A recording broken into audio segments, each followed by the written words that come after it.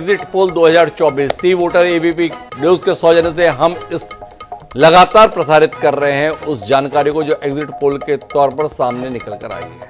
7 चरणों में देश में चुनाव हुआ। 7 चरणों के तहत मतदाताओं ने अपने मताधिकार का इस्तेमाल किया। बहुत लंबा चुनाव था। चुनाव में मतदान की प्रक्रिया आज शाम को ही संपन्न हुई। आखिरी चरण की जो प्रक्रिया था उसमें प्रधानमंत्री नरेंद्र मोदी का संसदीय क्षेत्र वाराणसी भी शामिल था। वाराणसी सहित 57 सीटों पर आज मतदान हुआ। चुनाव आयोग की आचार संहिता जिस प्रकार के उसके तहत जैसे ही वोटिंग खत्म हुई उसके बाद एग्जिट पोल प्रसारित करने के संदर्भ में चैनलों को अनुमति मिली। उसी के तहत देश भर में तमाम चैनल अपनी अपनी एजेंसियों के माध्यम से दर्शकों के बीच उन्हीं का रुझान पहुंचाने की कोशिश कर रहे हैं। रुझान लगभग अंतिम स्वरूप ले चुके हैं। हमने सी वोटर के माध्यम से रुझान जताया, लेकिन इसके अलावा चाणक्य, एक्सिस, मन की बात, जन की बात और भी तमाम एजेंसियां हैं जो अपने अपने सर्वे के माध्यम से देश के मूड को समझाने की कोशिश कर रही हैं। जो खास बात है वो खास बात यह है कि अब तक हमारी जानकारी में जितने भी सर्वे आए हैं वो सारे ही सर्वे एक बार फिर एनडीए की सरकार बनवाने के संदर्भ में रुझान जता रहे हैं। यह बड़ी महत्वपूर्ण बात है।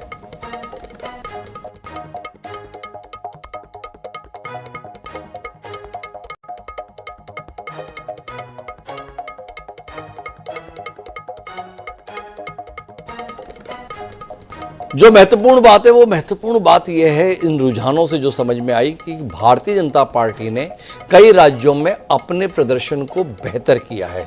भारतीय जनता पार्टी का प्रदर्शन पिछली बार के मुकाबले किसी राज्य में अगर नकारात्मक जाता हुआ दिख रहा है तो वो केवल एक राज्य है और वो राज्य है महाराष्ट्र, जहां पर एनडीए बेहतर प्रदर्शन नहीं कर रहा। उसमें भाजपा कितना खराब प्रदर्शन करेगी अभी इसका आकलन हम नहीं कर पाए, पर 48 सीटों में से जहां एक तरफा जीत हासिल की थी शिवसेना के साथ गठबंधन करके भारतीय जनता पार्टी ने 2019 के आम चुनाव में, वहां पर सीटें लगभग आधी होती हुई दिखाई दे रही हैं।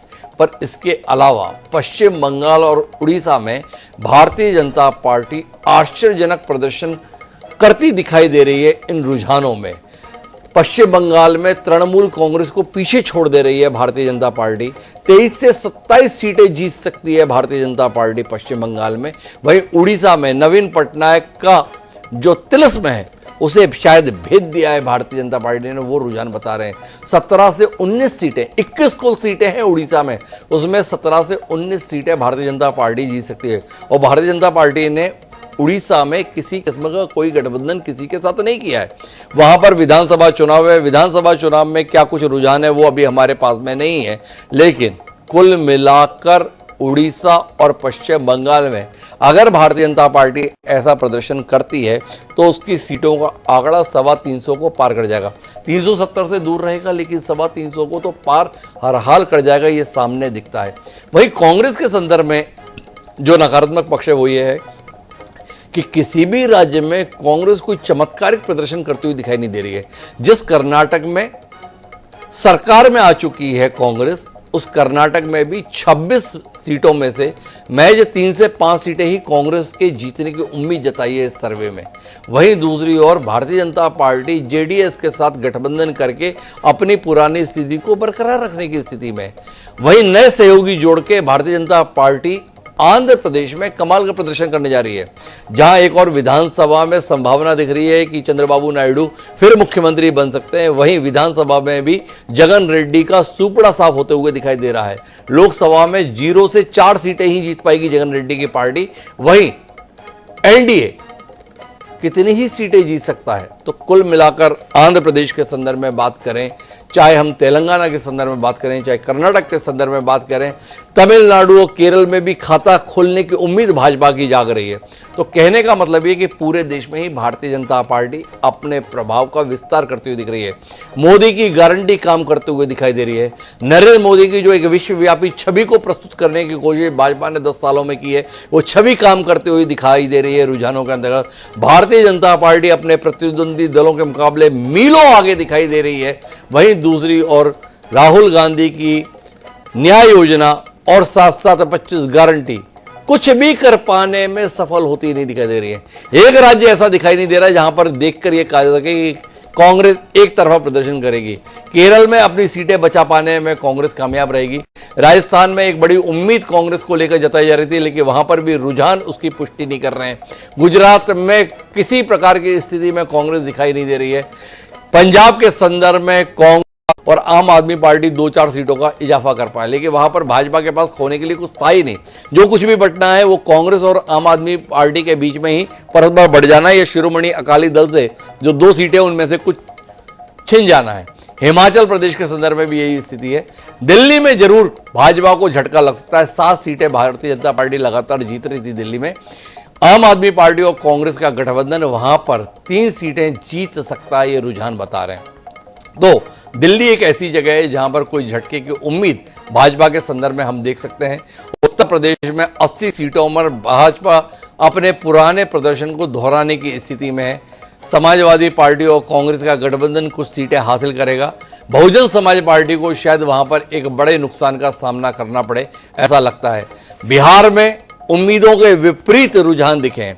बिहार में यह माना जा रहा था कि भाजपा तो अपनी सीटें बचा लेगी, लेकिन जो नीतीश कुमार की पार्टी है जनता दल यूनाइटेड, वो शायद अपने आप को बचा नहीं पाए। पर रुझान ये बता रहे हैं कि तेजस्वी यादव की तमाम मेहनत के बावजूद भी आंकड़ा 3 से 5 सीटों के बीच ही सिमट रहा है आरजेडी का। वहीं एनडीए बाकी बची हुई सीटों पर जीतता हुआ दिख रहा है। तो बिहार का प्रदर्शन भी एनडीए को मजबूत कर रहा है।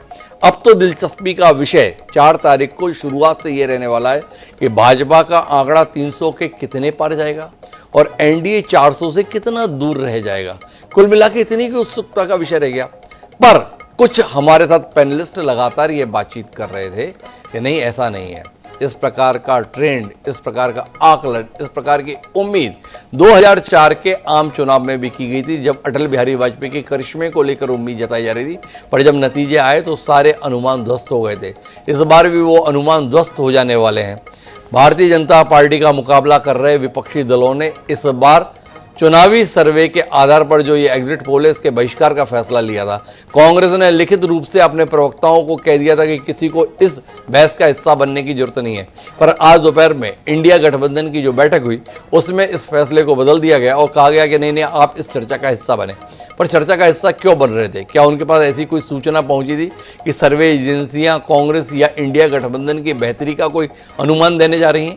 पर जैसी की आशंका थी, ये सर्वे तो सारे के सारे एनडीए की सत्ता में बने रहने की ही भविष्यवाणी करते हुए दिखाई दे रहे हैं। तो अपने आप में सवाल बहुत सारे महत्वपूर्ण हैं।